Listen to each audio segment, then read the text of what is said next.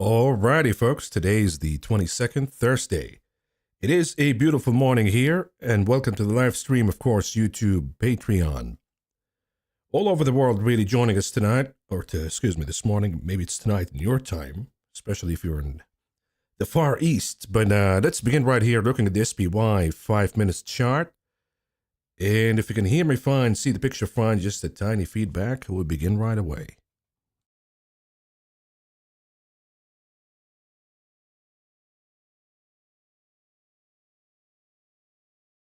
Okay, thank you so much. Appreciate the feedback. Let's begin right away here. And of course, a reminder, post your comments, YouTube, Patreon, Discord. I'm going to catch all of them. Let's begin here with the SPY. No major movement happening in the 5 minutes chart. We're still within range, so we have a low here. This wick is important, so let's mark this. Once we crack below, then it's going to open the path for more declines to come. So that's going to be 581.41. We're going to mark it here, 581.41.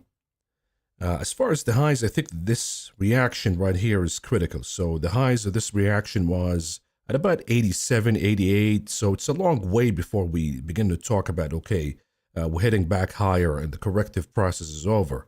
I think we go down a little bit more and continue with what we began here in the hourly chart. You can see that we have a formation of a bear flag, so the evidence is really important from a technical points, and then we got to check the mechanics too.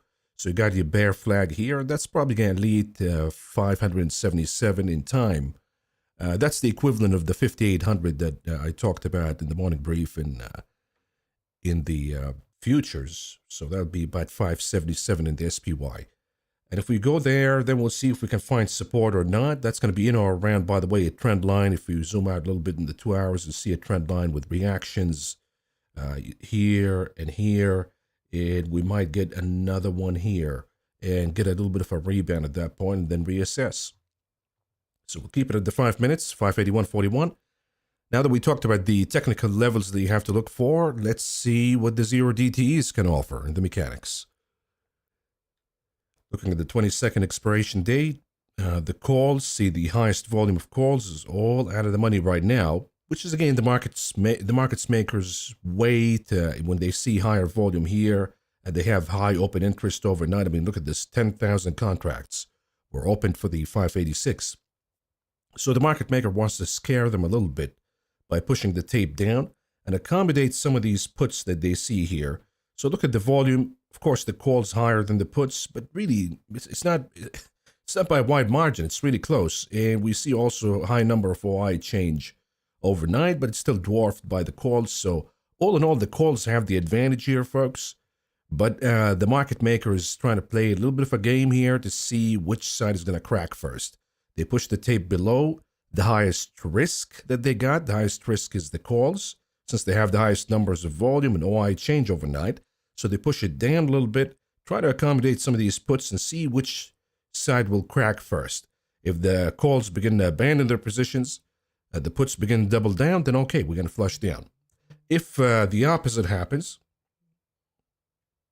and then we see the market maker instead finding the puts closing their positions, and the calls not abandoning, then they move the tape higher again. So we'll continue to watch, and the important number, by the way, that gives the advantage one way or the other would be, if you look at 583, we have 68,000 here.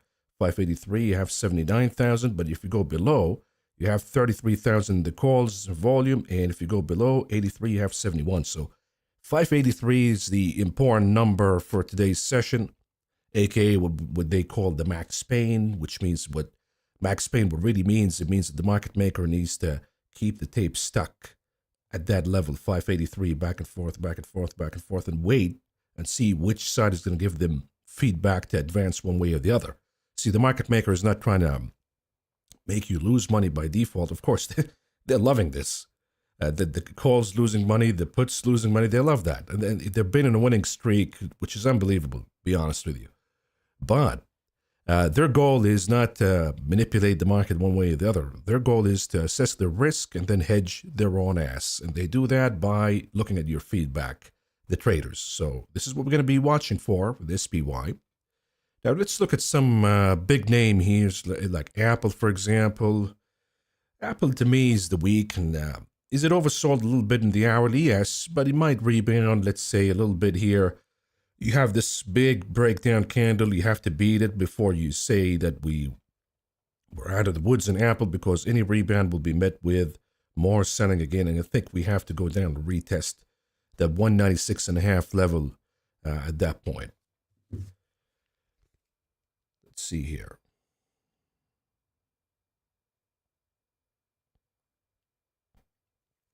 Okay, there was a plane crash in San Diego that happened overnight, and I have some people who live over there. They're okay, nothing happened to them, but they're messaging because there is damage. Anyways, let's go to NVIDIA here. NVIDIA, any problem with NVIDIA? I don't see it. I think NVIDIA is going to be stuck here. I don't see a big move up or down in NVIDIA before the earnings. Maybe it will sell off if the market algorithmically, like yesterday, begins to sell off altogether. Then yeah, NVIDIA is going to get flushed too. But right now, NVIDIA is just going to be static. So it's not really an important name to look at these days. Looking at the other big caps, let's see Amazon here. Amazon advancing a little bit, but I think if we begin to see the SPY taking that 581.41, then Amazon we're probably going to head back to 200 again. So you have an important level here that the chart is trying to give you by this reaction right here. The highs would be 203.52 exactly to the penny. But if you close above, okay, then now Amazon is threatening to rally because it has a double bottom. It retested a little bit here, filled the gap right here, broke the resistance right there, and then Amazon goes higher. But absent of that, if you have any puts on Amazon, I'd keep them unless 203.52 is broken, because for all you know, this could be a bear flag and down we go again. After some short covering, some dip buying in the morning that we see across the board right now.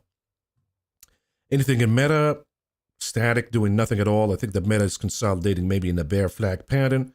Once the market begins to crack down a little bit more and we see the algos dumping the indices, I think that we're going to see a negative momentum in Meta. It might close some of these gaps that we have right here. So if you're on the long side, I would say you have to be a little bit more careful now. Because the last thing you want to see if you're long Meta is something such as a lower high. If that is confirmed, then you're going to head down an inverse ABC in the weekly, and that's going to confirm that this was the top in Meta. One step at a time, though. Google is the one that's catching a bid because I think that one of the big funds is buying Google as we speak right now. So you see the high volume right here showing up. I'm not seeing, by the way, options. It's not done via options. See, you don't see big trades here that are showing up. Even if I look at what they're buying, for example, for tomorrow's expiration, I'm going to look at both tickers, by the way. So you see here, the volume is nothing. The call volume is nothing impressive. They're actually closing positions. If I look at GOOG and see if we can get some trades here, GOOG. Some buying of calls. I mean, this is significant right here, the June 20, about $2 million, but nothing out of the norm. And even here, you see that they're closing some of the calls in the money, no major volume showing up. So to me, this is somebody, Ackman, etc., adding or buying Google. But I think as they buy, of course, sellers begin to show up, as we've seen yesterday. So we're going to stick with the credit spreads right now for Google. If it closes below 170 again, then we can go back to the puts.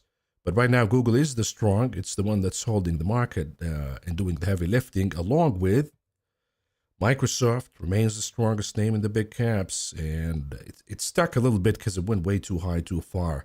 But I think that, as we said with Meta, at the end of the day, Microsoft is going to lose momentum too. So I think it's going to go down to the 20 days moving average. That's going to be about 435. So if you want to do a trade on Microsoft, I've been selling credit spreads on it, as I've been saying in the streams before. It's made lucrative because this is a stock trading at 458 right now, so you can raise cash if you sell the credits. So here's what I would do before the end of the week.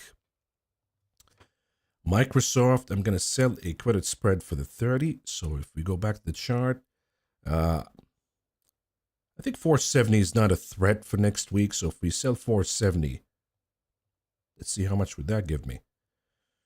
Then that's not enough. So let's go down to 65. See how much that would that give. $2. Probably gonna go down at 460, and then do the 470. Getting a credit of about 300, and then I'm gonna buy a put. This is an ultra bearish kind of strategy, but you're betting on a pull back with certainty that we're gonna go down on the 20 days moving average. So if you're not certain, if you disagree, if you think we're gonna get higher, then this is not a trade for you. But I'm gonna aim for that 435 by the expiration date of June. And all in all, the trade will cost me about $28. So it's pretty much for free, assuming, of course, that Microsoft doesn't trade above 460 this week or next week. So you have to be certain that this is the outcome. And if you do a trade like this, you're cashing a huge amount of money because you've already offset the majority of the cost for the main trade. So anyhow, that's Microsoft for you. Now let's do Bitcoin. Is Bitcoin giving any signal today? It's still in the risk on. And Bitcoin, again, the reason why I'm not using it as an indicator anymore is Bitcoin is in an evolution kind of process. Is it a defensive asset against the dollar, or is it a risk-on asset? And you see yesterday, it kind of acted like a risk-on asset when we got the news. So if you look at Wednesday, see here, it flushed down as if it's saying, hey, I'm a risk-on asset. I'm not really gold. But then changed its mind, went higher, and acted as a defensive asset. So for now, Bitcoin is in a debate period to see what it is really. So we look at gold. Any damage in gold today? No.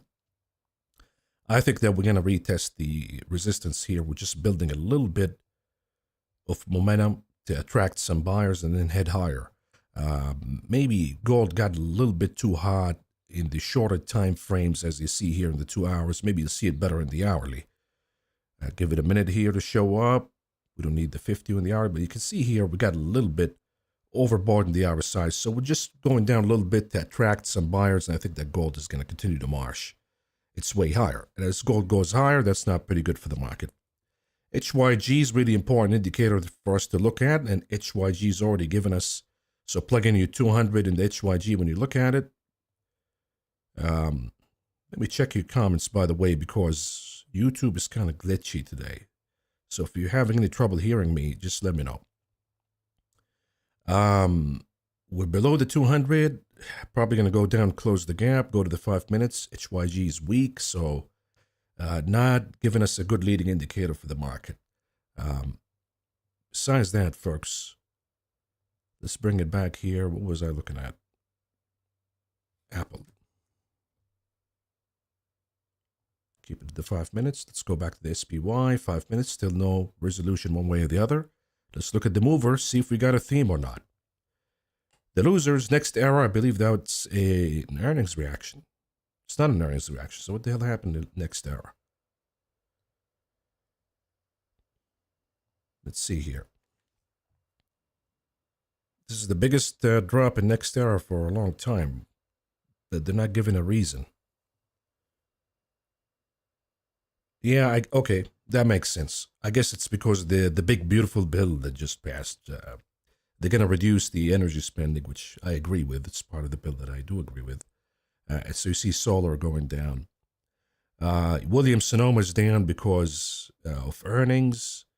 You see some of the EVs weaker today, so that makes sense that a lot of this stuff is weak. Wynn Resorts, by the way, if you have the 90 trade, I mean, either you want to book it if you have it for next week or you want to do something with it. So I'm looking at your comments, Jeff. If you're looking at Wynn, either you want to book the trade right now, just book the profit that you got. Let's look at it here.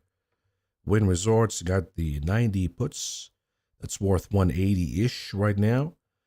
You can roll it if you still like the trade, but it's going to cost you a lot, to be honest with you. So another option would be to sell a put at 85 and raise about 40 cents, 35 cents, and you can keep the trade at that point and reduce your cost. But I would say that you probably want to book it.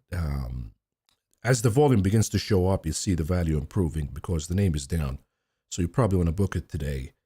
And because we're close to that gap, which is the goal from the trade right there. Close the gap, and then we're done because we had a rising wedge. See the technical pattern right here, rising wedge, loss in momentum. MACD is always lagging, not leading. So it's going to show the cross later because we already lost the support. Closing the gap. I think the trade is done at that point. What else is moving down? Qualcomm a little bit, Oxy. Some of the defensives I see going down. So what's going higher? Snowflake. Let's look at Snowflake here. Software, look, it got hit in the first quarter because everything was sold. But software still has that resiliency of being a lean operation, business to business, no tariff risk. So pick your pick. I would say you still have at least 1 or 2 exposures in software. I choose to be in Trade Desk and Okta, but you can choose whatever you'd like. Snowflake is not bad, but it's a little too high right now for you to chase. Peloton, we've seen some unusual activities in the last few days, so I think that's what's playing out right here. Target, not a buy yet. I need to see it closing the gap and then moving up before I choose to buy it. Carvana, a little bit frustrating for the shorts. So we got your risk of a bull flag here that could be building up. So if you're shorting Carvana, you have to assess your risk a little bit more because it's been stubborn, not moving down. See, Dollar Tree continues to go higher, so we'll see what Ross Stores is going to do today. Nike, because raising the price and then allowing selling on Amazon a little bit here, but look, I think that Nike is an obsolete brand at this point, so if you're a shareholder, any pops or opportunities to sell at this point. Ticker Hack is really interesting if you want to add some software exposure because you want to see it closing above the previous high in the weekly before you do anything. If it does, it's probably going to be a buy because Hack is one of the strongest, cybersecurity, one of the strongest sectors of the market.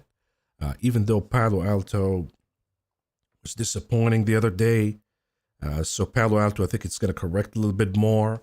If you look at CrowdStrike, still the strong, but I think it corrects also. So maybe you want to wait for that crossing first in the weekly and Hack before you buy it. Anyhow, folks, let's go back here to the SPY. Keep it at the 5, getting close to that 581.41. So 580, yeah, 580 is a possibility today if we look at SPY.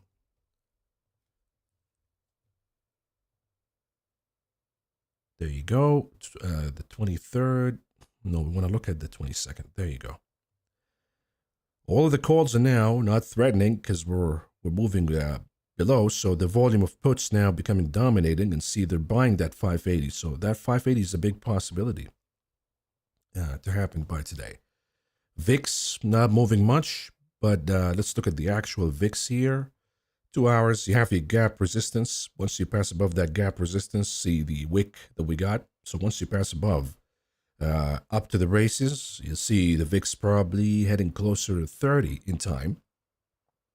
That means that we'll see a sharper correction in the SPY, S&P 500, but one step at a time right now.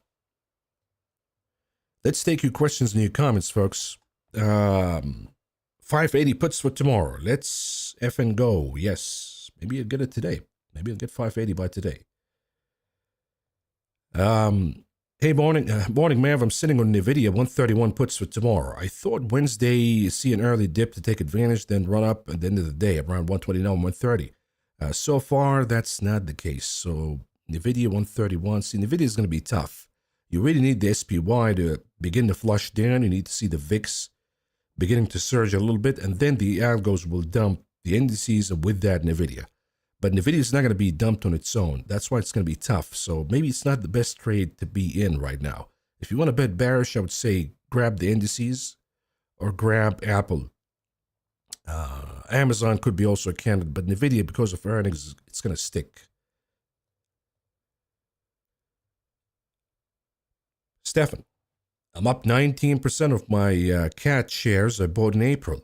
Given everything going on, should I hedge and hold or just capture the gains and move on? That's a really good question because Caterpillar, let's look here. Caterpillar has different catalysts. So we know that the negative would be, of course, China, what's going on with China, the global recession. But of course, at the same time, we're bringing some manufacturing here in a big way, the big factories for Taiwan Semi. So there is demand for Caterpillar. I would say, be honest with you, given the circumstances of macroeconomics, not a place I want to stick in for a long time. So right now, I would place a stop loss at the lowest point of the wick here. It is 340. Let's call it 339. So I would place a stop loss at 339 because if the chart decides to do this and head down, then it is confirming a lower high. And at that point, you don't want to be in the shares because you see a rapid flush. But at the same time, we want to give it the benefit of the doubt that it's not forming a bull flag pattern. It's readying for another move higher. That you don't want to miss on that. So the best approach right now, leave it as it is, but set that stop loss at 339. I think that's a proper number. If you go below, then you don't need the shares anymore. Check on where the 50 is. Yep, 50 weeks moving average is resistance. So it is natural for the chart to consolidate a little bit before finding the energy to crack above or decide to give up. So right now we're in a debate period, and the best thing you can do is just set a stop loss and keep the shares. Does it pay dividend, Caterpillar? Yeah, about 1.5, so keep it. SPY holding on support pretty good, 581.41. Let's see what's going to happen in the next few minutes.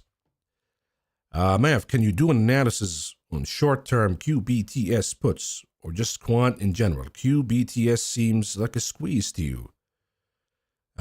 It's important when you do these names, D-Wave, Quantum, you really don't want to do puts on this guy because, as I said with CoreWeave yesterday, when you see a name shooting up higher like this, the implied volatility is higher in both the calls and the puts. So the advantage moves from the buyers. The buyer's advantage was right here, be it puts or calls, to the seller now. The seller gets to capture huge premiums because folks are anticipating a bigger move up or a bigger move down.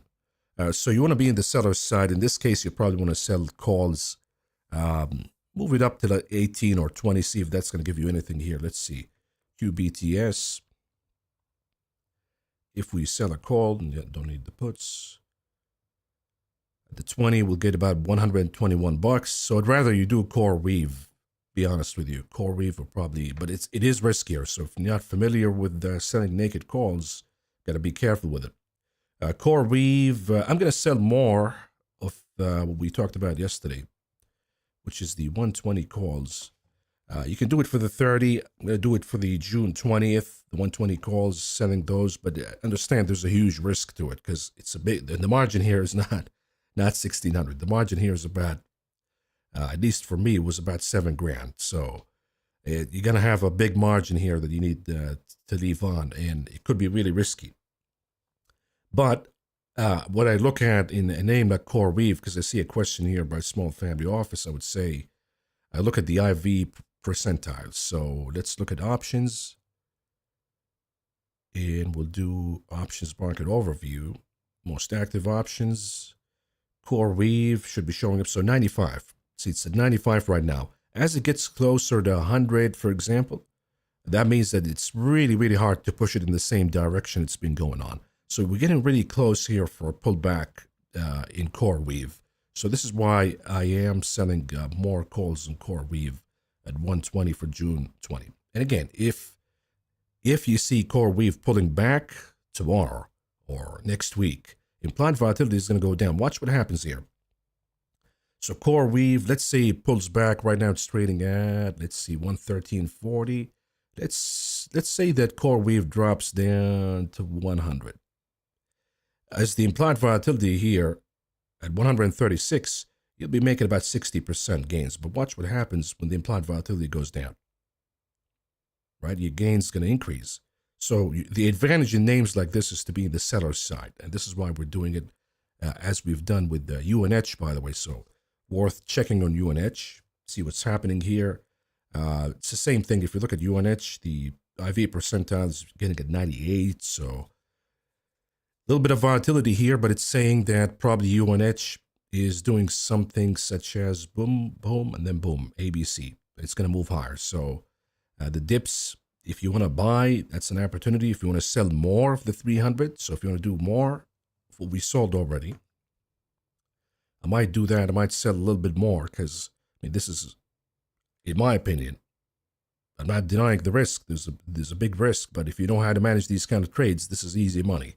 So I'm going to sell more of the 300 calls and betting that UNH will begin to move its way higher from this point on. SPY, let's go back to the 5 minutes. What happened here? Finding some stability, but nothing major really. Okay, we looked at CoreWeave. Our plan on Tesla, if we fall under 320 by this Friday, is we have calendar puts. How to manage this trade just in case. I don't think that's a risk because Tesla is trading higher. So I don't think that's a risk if you look at Tesla.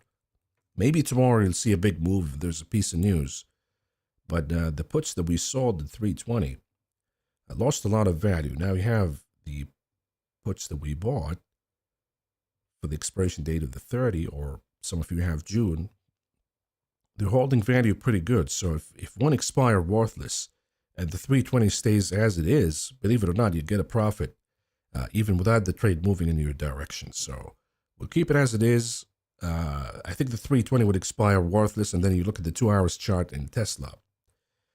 It is trying to find some movement here. We got some news about robo-taxis in Austin. Of course, Elon Musk would say, by next month, we're going to have the taxis. By the end of the year, we're going to have hundreds of thousands. And by next year or 2026, we'll have millions. All that's bullshit, of course. None of that's going to happen. He's going to put some robo-taxis in Austin. They're going to crash and have some problems because Waymo's more experienced in this arena. Tesla still has to experiment a little bit more. That could be challenging for the company until they find their footing in the robo-taxi. So I think that it's going to head down. So I'm not worried about it right now because the structure that we got is pretty good.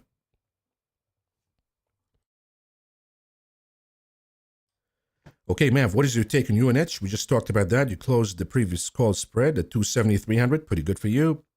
And I got in the 310, 320, 340. You sold the 340 and you bought 310.20. Okay. Call spreads before the pullback and sold the 260 put to finance it. Well, I think you got a really good structure here. So it sounds like you know what you're doing. You sold the 260, which is not a risk right now, in my opinion. And I think that in time, since you have all the way to June, I think you're going to have this ABC move higher and your calls are going to be in the money. I'm not worried about it unless there's a investigation again, if there's punishment by DOJ. But even if that happens, by the way, when a stock is down this much, even if you see the DOJ, for example, finding UNH, you might see it going higher, as in sell the rumor or buy the news that it was better than expected or whatever. And the stock goes higher. So I'm not worried about it here. I think you got a good structure. Just stick with it. SPY, struggling for identity. Right now, 583. Remember, market maker wants to keep it at 583 until they get more feedback. Hey, man, what is your downside target for take two again? So far, so good with May 30, 220 puts. Okay, so you're running out of time. May 30, you have to begin to manage them as far as today. You have 230, you're already in the money, so you have a couple of options here. Or you have 220. Gotcha. Okay, 220, let's, close enough, by the way, close enough. So you have 220, let's remove that, 220. Volume is a little bit low, so you don't want to sell in when the volume is low. You got about 180, 190. We'll see how this value is going to develop, but you can't sell anything. I would have said, hey, sell the 210 and raise some cash, but you can't do that. So I would say the best thing you can do here if you're profitable is, if you look at take two one more time, see if we have any support coming up. It's below the 20, so you have your support is going to show up at the lower bands. So you can hold it a little bit more, let's say for another day, but then close it.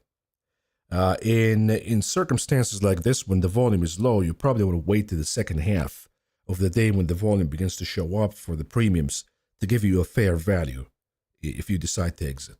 But I think the take two is going to go down. It's just your time horizon is really limited. So if you look at the weekly chart, yeah, I can say we're going to head down below 200 and all of that. But since the time horizon is short, I think that you have to close it as soon as tomorrow, if not today.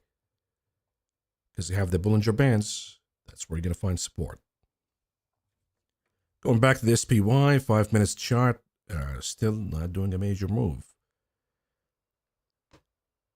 Hey Mav, I want to add to GLD to my long-term portfolio. I had about 300 shares at $2.95. If GLD breaks below this price, what should I do? Exit, re-enter later, hedge something else like that, or just write it out? $2.95 from GLD. Okay, you are 300 right now. GLD, if you look at the 2 hours chart, I mean, it did fill some of these gaps right here, still maintaining inverse and shoulder. Might pull back a little bit to retest these supports. I think you're at 295. You're fine. If you're worried about it, just set a stop loss at 295 so you can get out even. But look, I think that gold is going to be a long-term kind of theme with all of the weakness that we got. Now we went way too high. I get it, but I think that what it's doing right now is just consolidating, cooling off a little bit before the next move higher. Because you got to look at the monthly chart for gold all in all. And you see that. You see these kind of breakouts, it might look overbought to you, and sure, for a few months it might struggle and head down.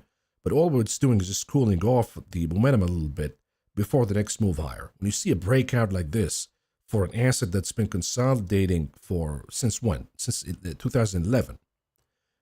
This kind of a breakout has more gains to come. It's just the beginning of a new movement in the asset.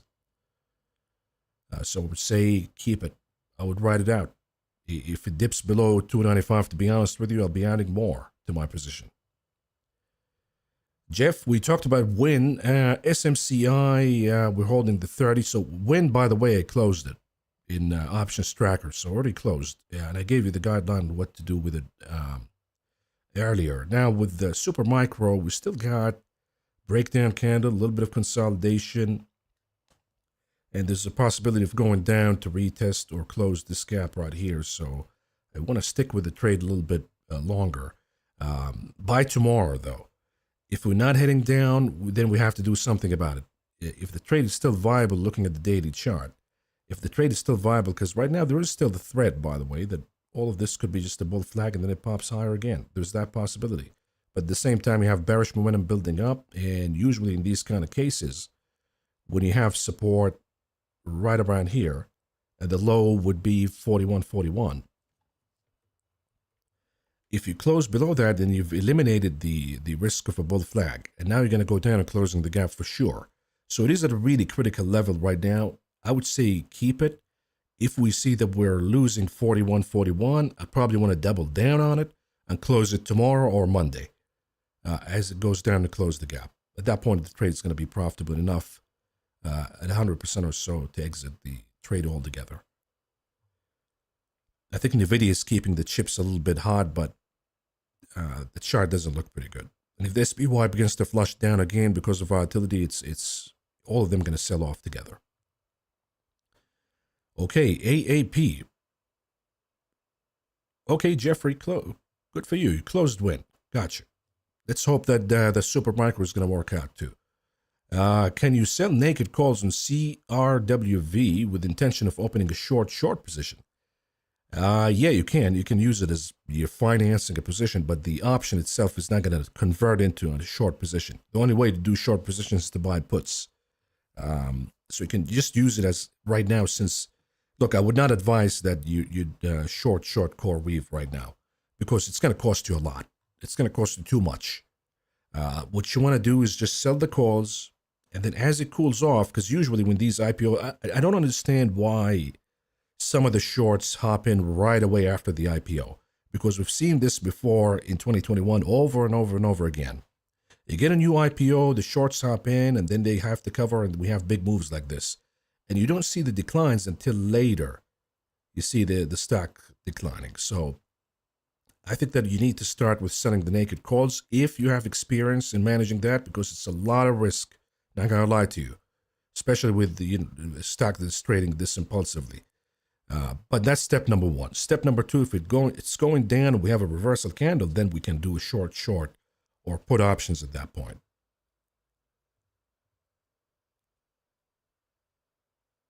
Can you explain the market, George? Can you explain the market logic behind bonds being at record highs, despite the trend slowing that high interest rates are typically bad for the market?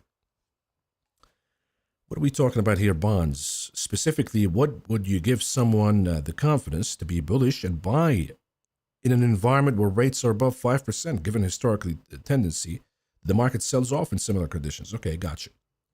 You're talking about the market, the regular market. Why is it not scared when you see the 30-year, for example, trading above 5%, which is something that we're now challenging the previous high. We're probably going to break above.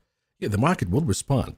The market will respond because when you do 5%, you're doing two things. Number one, you're reducing the appeal for owning stocks because the S&P return is about 4-ish, and then you have bonds right now giving you more than that. So the risk versus reward is eliminated. There's no point of just staying in stocks at this point. You're better off moving your clients, if you're an asset manager, to fixed income to begin to capture some of these higher yields.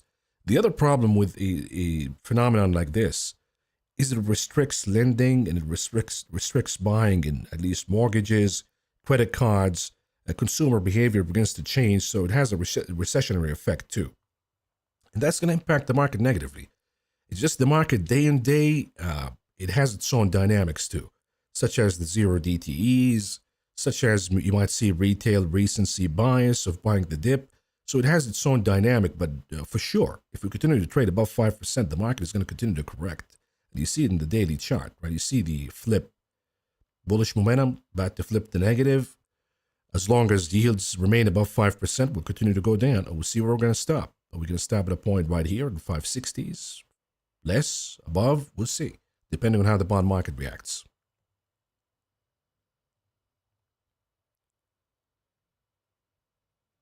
Can you sell? Okay, we talked about this. When does the Senate reject the big, beautiful bill? Today. No. The big, beautiful bill passed the House. So now it's going to be a debate period all the way till July. So they got all the way till July before the Senate has to vote on it. So they're going to change a lot of stuff. And all these changes, of course, when the Senate changes, because Rand Paul is not going to pass this. It's impossible that Rand Paul is going to pass it.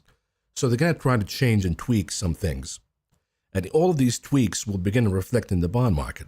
If they increase the deficit, that's going to be bad.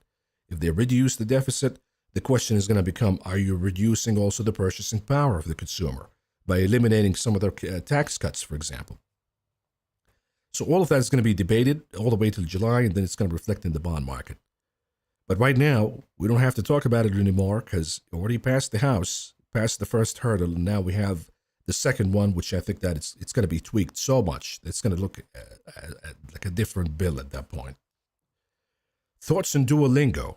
They deleted their TikTok account. Well, insider selling, not sure what's going on. A little bit fishy. Maybe money laundering here in Duolingo. Looking at the daily chart, that doesn't make sense at all.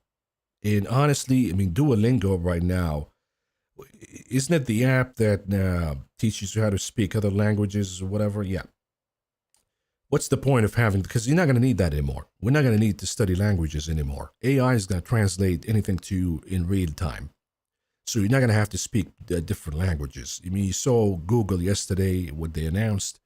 The technology, by the way, is available in China for a long time, where you can speak with somebody and in real time, you'll hear the translation, you'll be able to respond, they'll hear you back. So I think this company is obsolete, to be honest with you.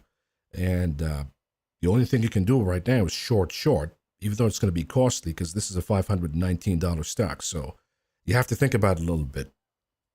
Selling calls in this case may be your best option if you don't want to commit to the short. So you'll be selling a call here. Let's see if we can find some volume. You probably want to sell either the 500 or the 520, raise some cash. You'll be able to raise about 3,000. And maybe that's going to be the first move that you do. If it begins to crack down, then you want to hop in and do the short or the put options. Because right now it's holding, but I think the company is just obsolete at this point. There's no point of having it. Let's go back to the SPY. I think we have another revisit to 581.41. If we break it, then we're going to go down to 580. Keymaster, hey Mav, on SPY, the 200 DMA looks like to be going up to converge to the trend line at the 577 level. How much does the 200 DMA factor in your thinking? Not a lot, especially in the SPY. It doesn't matter a lot. 577 is an important number. As I said, it's going to be support. So it might be a coincidence that it's going to be the 200 days. But to me, I look at the 200 days when it comes to the futures. Because in the futures, it's more accurate. It's more reliable as an indicator. So I only look at the moving averages on the futures chart. I don't look at them from the index chart. Because the index can gap higher, can manipulate a lot of things when it comes to the moving averages. Jay, hey Mav, is it a good idea to buy cash puts on the TLT 80 June 20 expiration date for credit or possibly? Let's see here.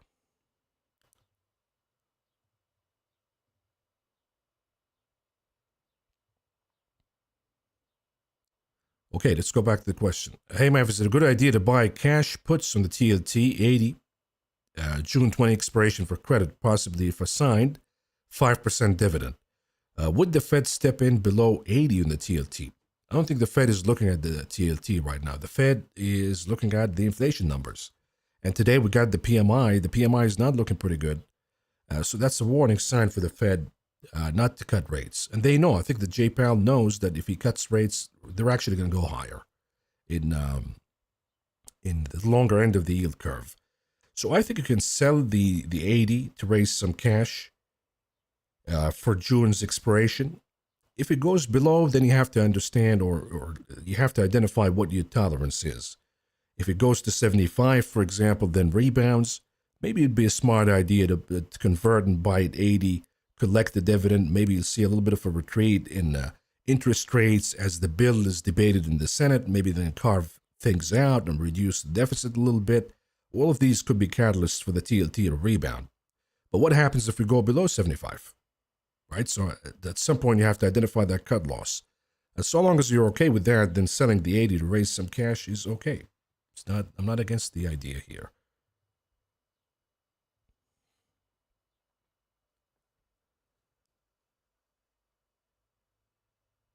Okay, we have AAP Lotto.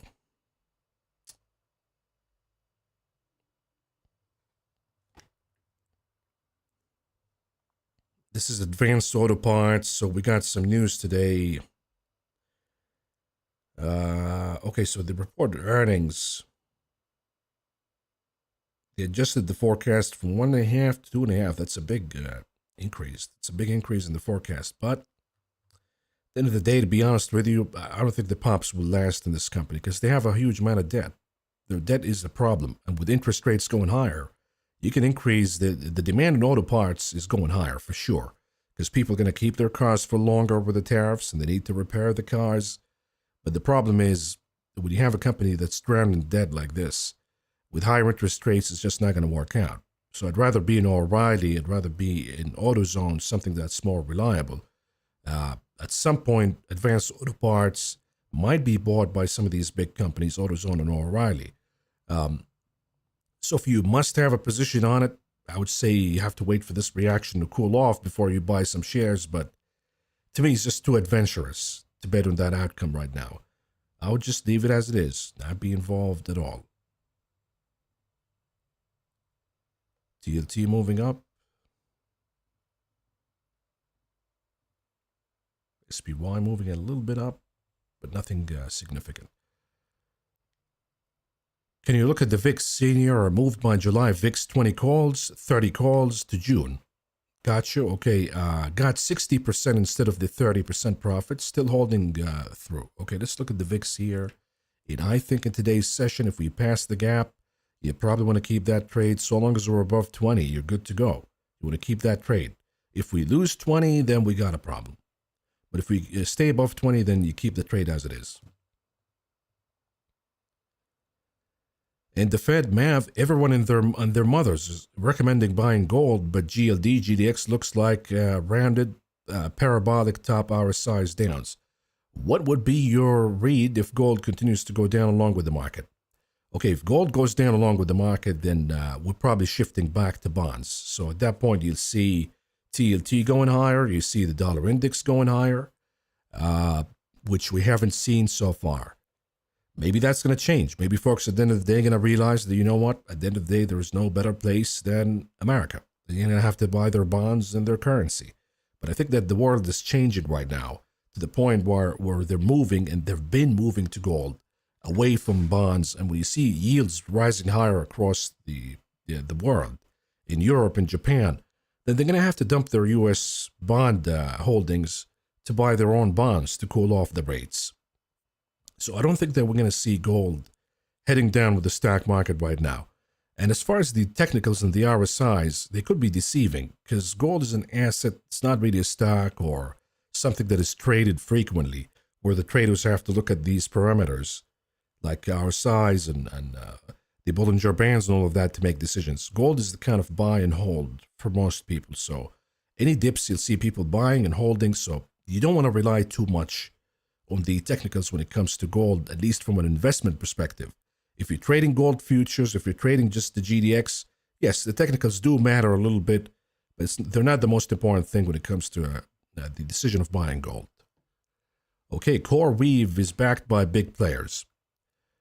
So it's even if you have 90% win rate, pretty risky, highly manipulated, as you can see, the packages for calls. Of course it is, but even if it is manipulated by big guys, at the end of the day, they have to book their profits, right? So they have to book profits, not stupid. And I look at the mechanics. Mechanics are really important, and if it's showing me that CoreWeave is reaching 100, then it's kind of impossible to keep pushing it at that point, from a mechanical perspective alone. So I'm not worried about the trade right now, but I would worry if somebody else follows this kind of trade and they're not experienced in how to manage margin. You sold the 120 and the 140 CoreWeave. I think you're going to, you know how to deal with these trades, so I'm not worried about you. Neil, thoughts on copper futures? You got the July 4.6 future calls down 9% right now. Copper futures, but you're moving up. See, you're recovering a little bit here. And again, stick with it, because I think this is a bullish pattern, and we're going to break above. I don't think the dollar is holding pretty good, to be honest with you, so you want to stick to it here. Yeah, the dollar is not holding pretty good. I think the dollar is going to continue to head down, at least in the weeklies, so stick with copper. If anything, I would say average down as copper begins to recover and moves higher. Senior, I thought the whole argument for Tesla was every car on the road is going to be turned into a robotaxi. Now that they're starting with 10 in Austin, it smells like bullshit. Yeah.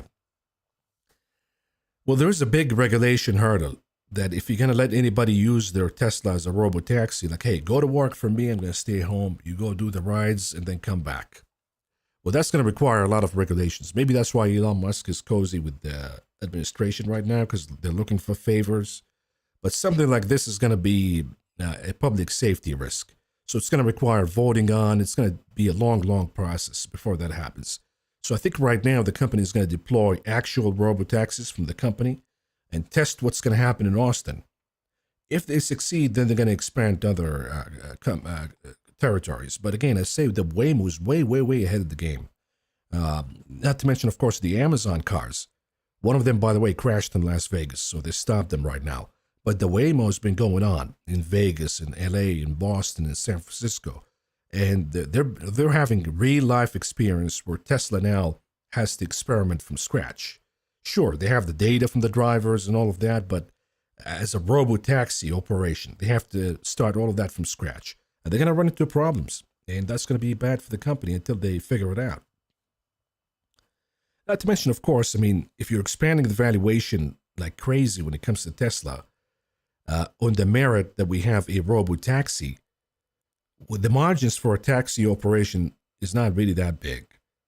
And at the end of the day, it's also going to have the cost of maintenance, accidents, insurance. And on top of that, if you have any slowdown in the consumption in the economy, you're going to see less demand on it. So it may be a threat to Uber in the short term right now. And you see Uber probably was down yesterday a little bit. I think Uber corrects a little bit more, so it might head back to 85, 80. I would open a trade against Uber here for June 20, and I would buy the 85 and sell the 80. cost me about 127 to make 370. Chance of profit 30%. So I'll keep that trade because so long as we begin to talk about robo-taxis, the question is going to be, what about Uber?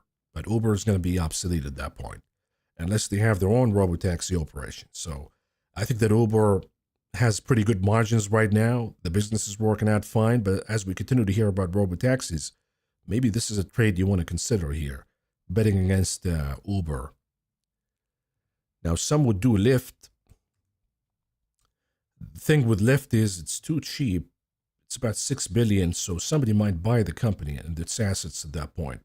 So I would do Uber. I would not do Lyft if you want to bet on a company that could suffer from robo-taxi announcement. Okay, Mav, I see, well, someone aggressively buying Google shares, almost on size of daily volume in the first 30 minutes. Is that so stupid to push the price higher and buy it for that price? Well, they don't care, right? So they place their orders in the morning and they get executed in time. The orders get executed right off the gate, so you see the volume showing up, and they don't really care. They're probably going to do it again tomorrow. So what these funds do is they buy in increments. So if you look at the hourly chart, so maybe they've been adding, let's say here, when you see increase in volume, again here, today. So every day they're adding until they have the position that they want, and then they're done. And after that, the question becomes, will they have any buyers to follow them to keep the price higher, or will the holders say, thank you so much for buying and pushing the price higher, now I can exit my Google shares at a better price? So usually the investors who do that kind of thing, like Ackman and the rest, they announce the position after they buy. They announce it. They say, hey, well, Ackman bought Google, or whoever bought Google, and we see a reaction based on that, where the algos buy and the retail investors buy to follow, and the trade becomes profitable. But right now, this one looks a little iffy to me. It looks like somebody's just buying in the morning, and they're not having any follow-up so far. So I think this one could be a loser, actually, for them. But they have confidence. Maybe it's the Waymo discussion that we just had. If you want to bet on Waymo, I mean, you got to buy Google, unless they split the company at some point. You said you might sell more UNH calls, but guess you mean puts. Yes, puts, not calls, puts. Hey, Mav, thinking about loading on SDS 19 calls for July. Do you think it's a good day to do that, or should I wait a little bit? SDS 19 calls. So this is the ultra short. You want to do the 19 calls. Not too far out of the money. I think you should. Yeah, I'll do it. I'll load up a little bit, but in increments, please, not all together. Do some today, maybe some tomorrow, and then next week. And I think you're going to go all the way here to closing the gap at 20. So I think this trade is going to be profitable. But you got to remember that you don't want to be too, you don't want to hold these kind of indices too long, because they'll give you a reaction to the upside. They'll be significant if the SPY goes down. But if the SPY rebounds, then you see an oversized reaction to the downside. So these kind of trades on the levered indices, in, out, hello, goodbye, you got to be fast. But in this case, you want to do it via increments. If you get a pop by next week, then you want to dump it right away, book the profits. If you want to do something consistent against the SPY, I suggest that you use the futures or just short the SPY straightforward. Some folks, of course, will buy SDS as a hedge. So a lot of folks who are long the SPY, they're going to begin to buy it right now just as a hedge, because what is the harm? You add a little bit of shares if there's a correction, so that's going to help you out too in pushing the price higher.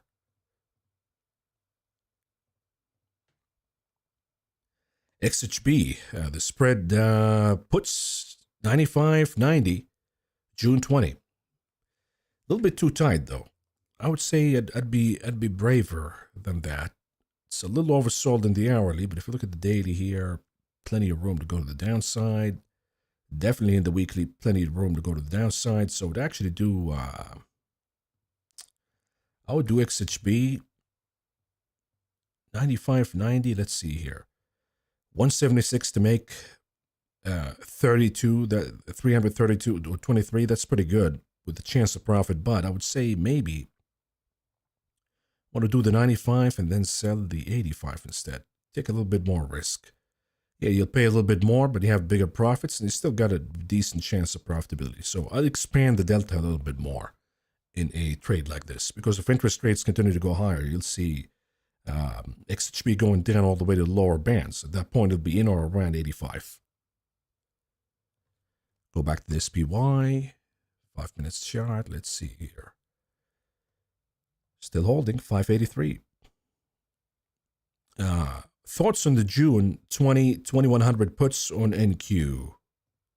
I was actually thinking about the same trade here. NQ daily chart 21,000. If you do 21,000, I would say the better trade, to be honest with you, if we close 21,000, just do the 20,000. Do 20,000 puts on the NQ, because you're going to have a correction that could lead to 20,000 fast. And that's going to be really profitable for you. So, but just wait till we take that 21,000 and then do the 20,000 instead. 20,000 puts. June would be okay too for a pullback. I mean, it might happen in a couple of days. Or just pullbacks and it heads to 20,000 already.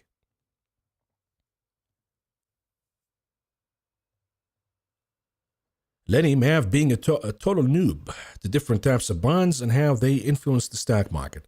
What resources would you recommend for me to educate myself? Not a lot. I mean, you just have to know the basics, which is TLT, for example, is the bond price on the longer end of the yield curve. The price is inverse to the yield. If the price goes up, the yields go down. So if we're saying that yields are going higher as a risk in the economy, all what that says is when you have higher interest rates in the 30-year bond, which is the highest that we offer in this country, that influences auto loans, that influences mortgage loans, because remember, most of the mortgages are 30 years. Most of the auto loans are 10, so the 10 or the 5 years will reflect that better. But they influence the interest rate that you pay across the economy. Now, the Federal Reserve has control all the way to the short end of the yield curve. That's the 2-year. So if they're lower rates, you might see the 2-year heading lower. You might see the 1-year definitely heading lower. But they have no control over the longer end, whether they lower the rates or not, because at the end of the day, who buys the longer end of the yield curve? It's the foreign investors, the long-term investors. The Fed, of course, buys, but the Fed has little influence on the longer end. And this is why what we're seeing right now, either here or in Japan, we're seeing steepening of the yield curve, which is supposed to be good for the banks because they lend in the short term, then they cash in the long term.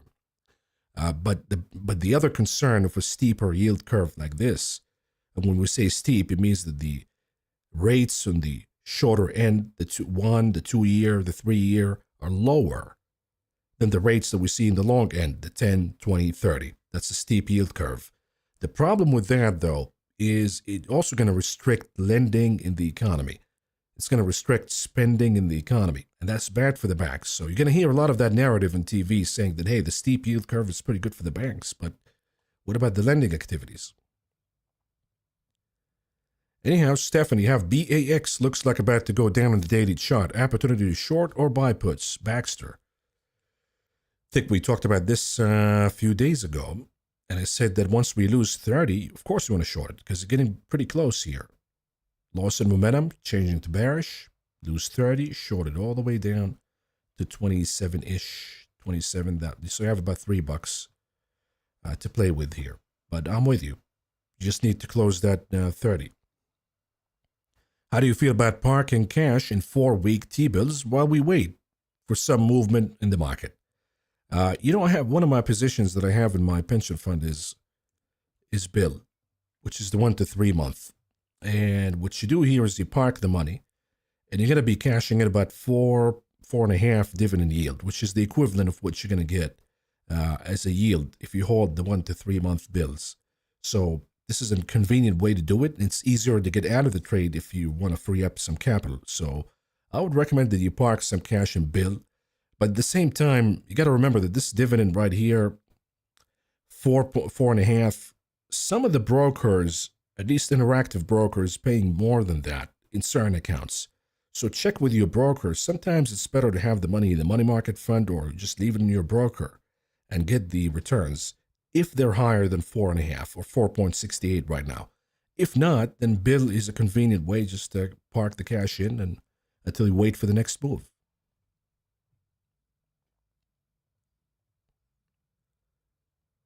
Mav, is the risk of selling naked call really clear to everyone? Sorry, but I care. No, it's not clear to everybody. I don't think everybody knows how to manage it, because when you sell a naked call, you have a huge obligation. That if the price goes above, now you're obligated to buy the shares at whatever price it is and sell it at a loss, which is the strike price that you sold at. Furthermore, if the price continues to go higher when you sell naked calls, your margin requirement will go higher. At some point, you might trigger a margin call in your account.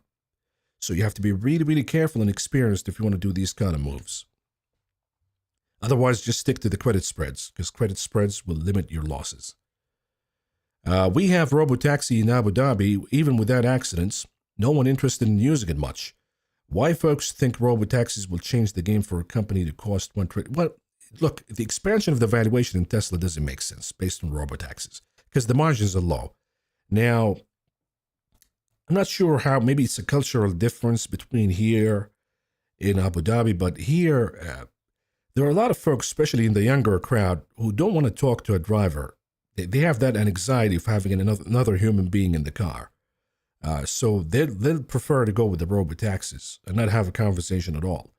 And of course, the companies will continue to adapt more and more robotaxis because it's going to be more efficient for them. I mean, think about Uber, you have to pay the driver. You have to split the profit with the driver. But in the case of Waymo, you don't have to do that anymore. So more adaptation will just force the consumer to use it more, because that's going to be based on availability.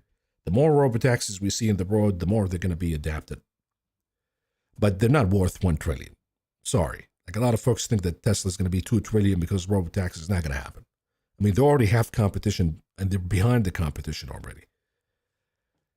Okay, Olamav, good morning. Is it too late for XLF debit put spread 620, June 20, 50, 45? Got to be careful with the XLF, though. Because the XLF, you're betting against Berkshire Hathaway, too. Right, so it's a little bit tougher. I would say that maybe if you want to bet against the banks, pick your pick. JP Morgan, pick Goldman Sachs, for example. I talked about that yesterday. That has a weaker pattern. Morgan Stanley could be a candidate. You can go with Blackstone. That could be, or BlackRock, rather. That could be another one. Blackstone, same thing. It's a risk. If the rates go higher, Blackstone would go down. You can go with Wells Fargo, which Wells Fargo has the biggest exposure to the REITs, the real estate assets. So if the rates go higher, that's bad for Wells. So maybe you want to pick your pick, and I would say go with Wells, for example, rather than the XLF, because the XLF has Berkshire Hathaway. A lot of investors trust Warren Buffett, and they think that if they park the cash in Berkshire in times of uncertainty, it's just going to work out for them. I think they're going to be wrong at the end of the day. And Berkshire will go down, but it's going to remain resilient. And we don't want to bet against that right now. Hey, Mav, could you provide a video on managing these? Hold on a second here.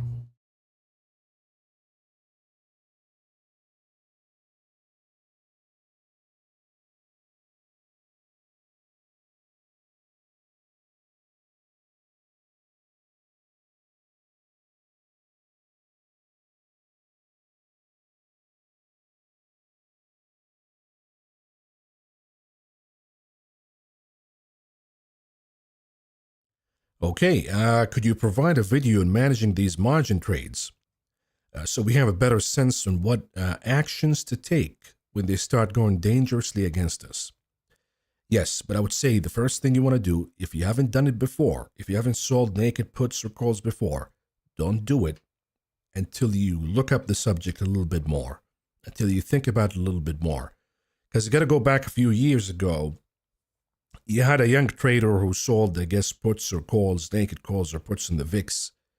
And then the VIX popped or whatever, and they got a big margin call, and the kid committed suicide because of that. Even though, at the end of the day, he wasn't really losing, but he couldn't understand the problem. Yeah, you were losing for that day when the VIX popped, but then it went down. So your obligation till the expiration, it was okay. But again, it's a dangerous situation, and it's really stressful. So this is why I would say don't do it unless you're experienced, unless you read a little bit more about selling naked calls, naked puts, what the consequences could be. But we can talk about it a little bit more in an Options 101 video.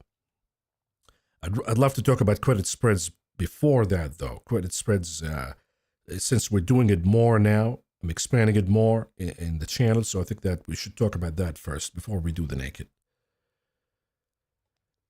My Apple July 18, 180, 200 bear put spread, almost 100% profit, but I want to double down on them once we cross 196. Your opinion?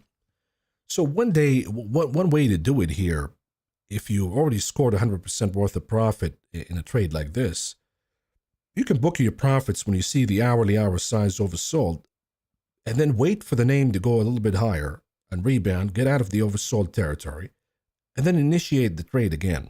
So that's one way to do it. And if you don't have any problem with taxation or paying the commission, then you should do it that way. Because if you just hold on it and there's a rebound and let's say it sticks a little bit more, now you're facing decay. So I would say book your profits, get out of it a little bit, and wait for a stall, which I think it will stall. Once it begins to reverse, then add the trade again. If you see it, that we're getting rejected here within the body of this candle, the reversal candle, then you probably want to add it again. But right now, I'll book a profit. If I made 100% out of anything, I'll book a profit and re-enter again. You can always do that.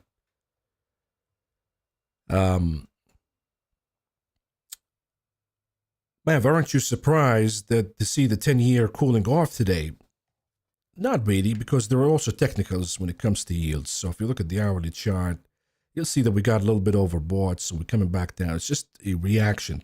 Everything trades also day by day. So at the end of the day, though, it is a bullish breakout in the weekly, and I think we're just beginning to scratch the surface here.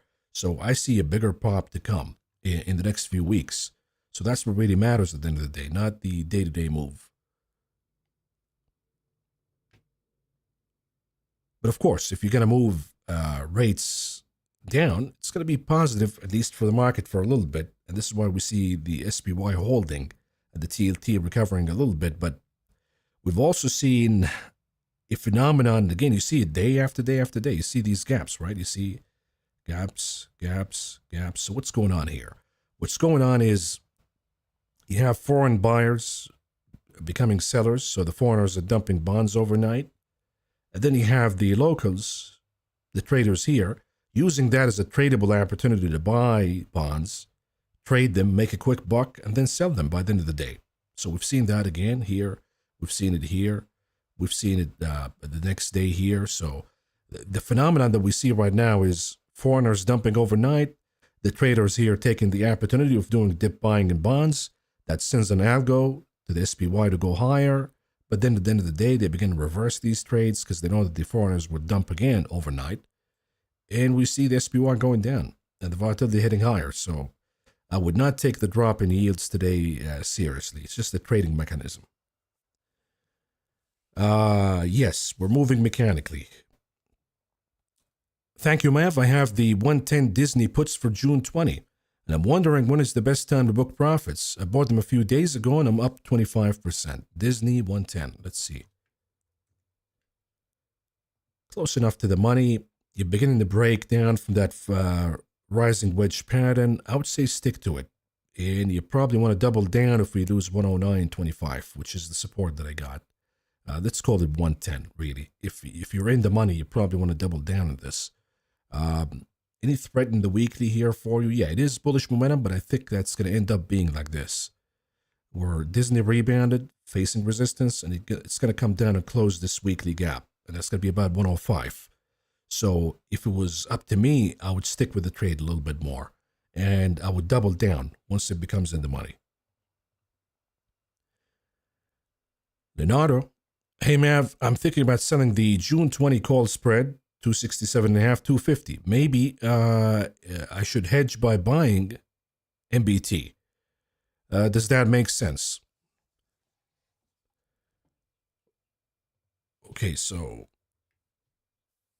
are we talking about micro Bitcoin futures? Because you didn't give me the ticker here. But selling the June 20 call spreads, 267. I'm trying to guess what the ticker is, but you got to give me the ticker so I can help you out here. Hey, boss, I got 5,900, 5,800 for May 30. You said I'd hold it yesterday, which I agree with. Should I hold it till expiration through the capture of the full spread, or once we pass 58, roll it? Um, yeah, I would say keep it. 59, 58, keep it for now. And if we go down at 58 or closer to 58, you probably want to roll that 58 to 57, but you want to do it for June's expiration. And it's going to compensate you for buying back the 58 that you sold. Hey, Mav, good day to add palladium, or am I eager? Too eager? Well, the dollar, let's look at the dollar today. The dollar is a little bit of a rebound, so that's causing all of the metals to pull back a little bit.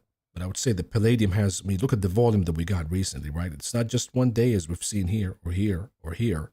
It's 2 days in a row. And they're buying again, so I expect the volume to go higher. So that's accumulation. That's somebody who's beginning to buy palladium. So I would say, yeah, you better be buying palladium at this point, because I think this saucer formation will lead us higher. I'll be accumulating more palladium even today. We talked about Disney. Let's go back to SPY, 5 minutes. VIX coming back a little bit. TLT coming back down. Notice the trend, right? They buy it, then they dump it later on.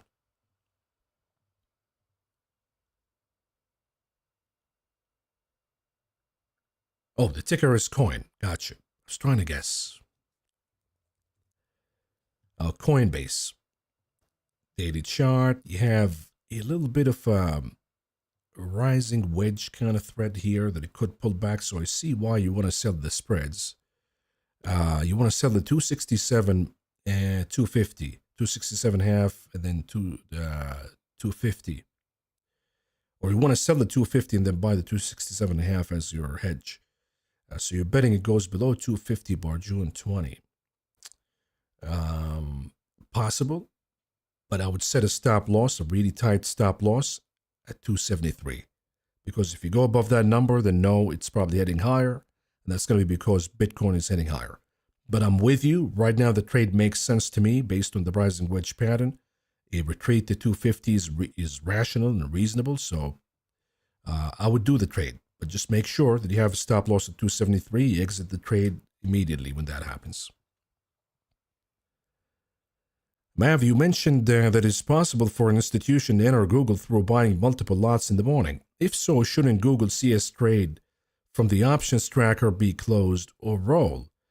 Well, we did the credit spread, so I'm going to keep it because I'm seeing that Google is pumping and then dumping. So for all we know, maybe in tomorrow's session we head down instead of up. Maybe they're done buying. So I'm going to look at the volume before the close and see if the volume is dying faster or is it still high. They're still buying at that point.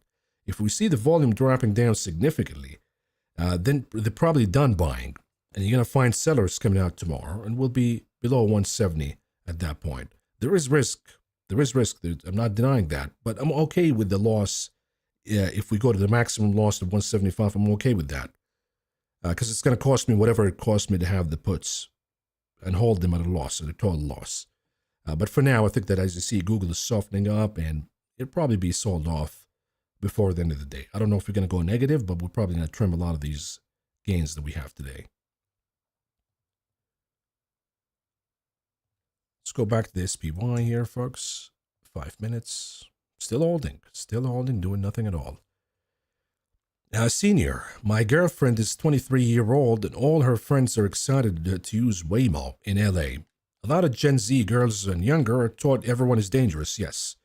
Yes, especially with we talk maybe Abu Dhabi has a different culture, but here, at least the women, the younger women are not going to, they don't like having a driver who talks to them.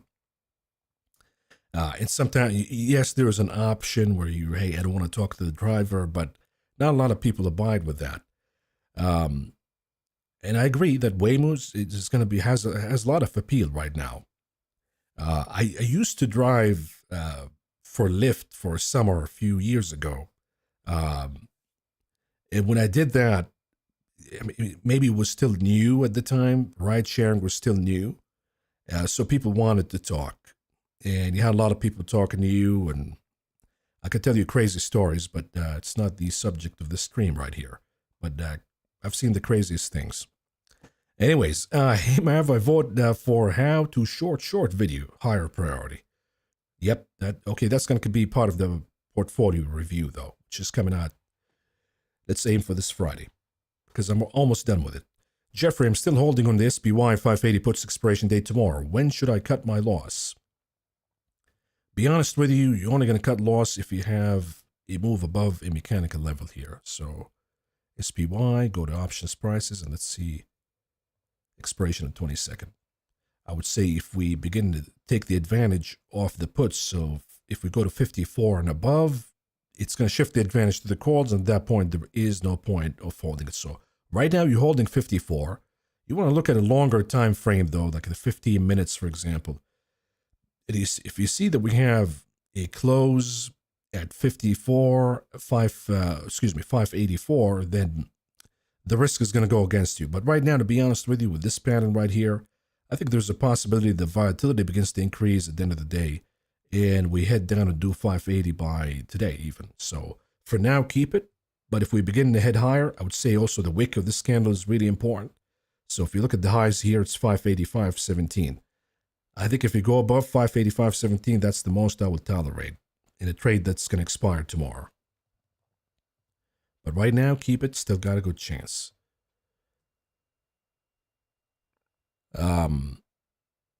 MBT's 1/10 Bitcoin. Yes, a lot of people are buying that.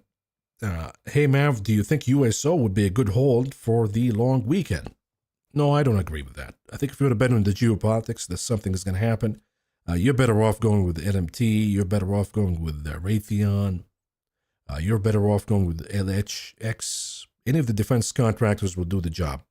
NOC will do the job. So just pick one of the defense contractors. I think those are better hedges for the geopolitics than oil at this point. Even gold, by the way. Gold is a better hedge for the geopolitics. Man, if I vote for a video of selling naked puts, okay, I'm getting feedback that the stream froze. If it froze, then maybe it froze at a pretty good point here because we're about to wrap it up. But let's check on Discord before we go. Ditch the Google Shorts today? No, we're just going to keep it. T, some of us who only started dip our toes into selling calls, not spreads. Could you share the wisdom? Yeah, okay, so a lot of you are doing this, but right now, I would say if you're not experienced with it, don't do it because there's a lot of risk for it. Yes, the money is pretty good, but there's a huge amount of risk too. Maverick, what are your thoughts on my situation? I'm trading from Europe using IBKR, Ireland. Due to the EU restrictions, we're not allowed to own U.S. indices. Okay, I got a signed ETF since I had calls options expired in the money. Now, if I try to close it, see the attach, what are the implications if I use such practice to own ETF? Double taxes, ban of my account. See, this is something that I cannot really help you with because I'm not sure about the regulations that you got. But if you got an obligation because of an options exercise, the broker should understand that you're not really owning the asset because you choose to, because it's only options expiration. So usually the broker will get you out of that position. So this is something you're going to square with the broker at this point. Naked 20,000 NQ puts for June. Yes, only if. Let me check if the. Okay, we're good. We're good. Only if we close below 21,000, you want to do the NQ June puts. Autopilot selling UNH calls instead of puts. Since you said calls, I guess it's in my head. No. I made a mistake. So all you have to do is just close it. Okay, we're selling puts. We're not going to sell calls. Because it's going to go higher, that's going to hurt you if we go higher. So close. If the position opened by mistake, close it. By the way. Also, can you do a really wide spread? The wider the spread, the riskier it's going to be. But so long as you know what your max loss is and you're okay with it, then you're fine. Is Carvana short a waste of capital? Yes, right now it is. Right now, there's no point of shorting Carvana at this point. You got to wait for it to break. Claude, hey Mav, what do you think about XYZ 60 calls for June? So we've seen some investors buying XYZ, or dumping rather, XYZ. I got a pop today. I think it's because of Bitcoin moving higher. Let's see. Block leans into lending after winning direct loans approval. Okay, so they won a loan approval. Be honest with you. Yeah, I think it's going to go higher at this point. So if you want to go with the 60, go ahead. I approve of that because you're going to see momentum building up. And we've seen huge volume here. So somebody big was buying it ahead of time. I think they're going to push it higher. But as an investor, if you want to get into this zone, you probably want to buy PayPal at this point. So PayPal, clean it up. You're probably going to cross here in the weekly the bullish momentum and hit higher. So I'd favor PayPal over Block if you're just looking for an investment. If you're looking for a trade, yeah, go with Block. I think that's a good trade right now. I like GD, General Dynamics, more defensive. I think LMT is usually the go-to. When there's a war, when there's something getting bombed, LMT is the first thing that the insider traders and the Congress people think about. So they hop in right away. So I would say it's a better hedge. If you're betting that something's going to happen in the Middle East overnight, then you probably want to do it using defense contractors, not oil.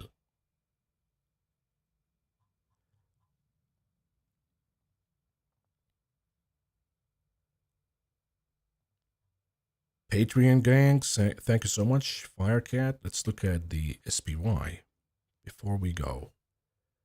5 minutes.